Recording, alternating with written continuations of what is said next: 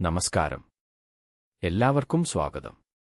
ഇന്ന് നമ്മുടെ സമൂഹത്തിൽ ഏറ്റവും വേഗത്തിൽ പടർന്നുപിടിക്കുന്ന ഒരു നിശബ്ദ കൊലയാളിയാണ് പ്രമേഹം, ടൈഗോയിഡ്. ഒരിക്കൽ വന്നാൽ ജീവിതകാലം മുഴുവൻ മരുന്ന് കഴിക്കേണ്ടി വരുമെന്ന് പലരും ഭയപ്പെടുന്നു. എന്നാൽ ആയുർവേദം പ്രമേഹത്തെ കേവലം ഒരു രോഗമായല്ല, മറിച്ച് നമ്മുടെ ജീവിതശൈലിയിലെയും ഭക്ഷണരീതിയിലെയും അപാകതകൾ മൂലം ഉണ്ടാകുന്ന ഒരു അവസ്ഥയായാണ് കാണുന്നത്.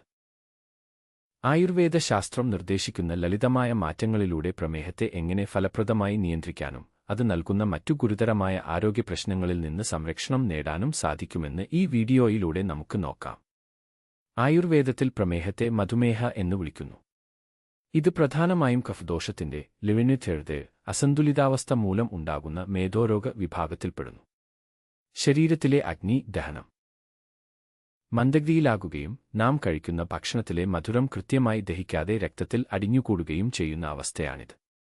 എന്തൊക്കെയാണ് ഇതിന്റെ പ്രധാന കാരണങ്ങൾ?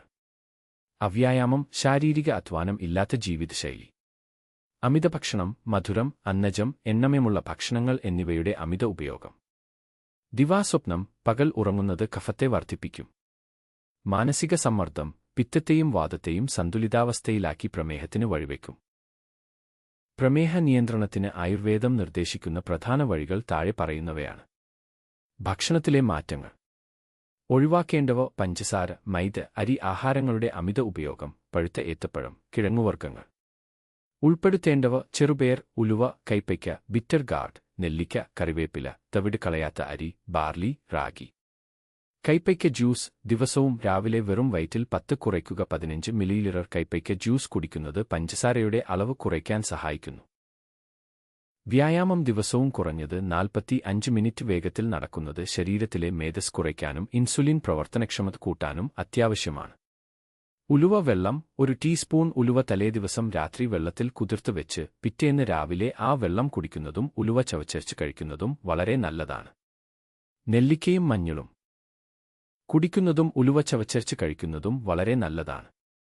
നെല്ലിക്കയും മഞ്ഞളും. നെല്ലിക്കയുടെ നീരിൽ അല്പം മഞ്ഞൾപ്പൊടി ചേർത്ത് കഴിക്കുന്നത് പ്രമേഹരോഗികൾക്ക് ഒറ്റമൂലിയായി കണക്കാക്കപ്പെടുന്നു.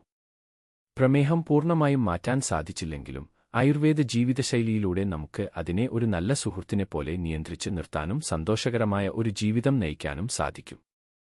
ഇവിടെ പറഞ്ഞ കാര്യങ്ങൾ പ്രമേഹ നിയന്ത്രണത്തിന് സഹായിക്കുന്ന പൊതുവായ അറിവുകളാണ്.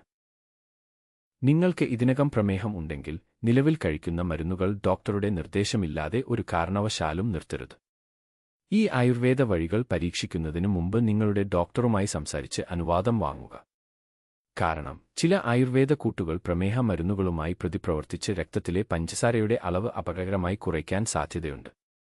ഈ വീഡിയോ നിങ്ങൾക്ക് ഉപകാരപ്രദമായി എന്ന് കരുതുന്നു.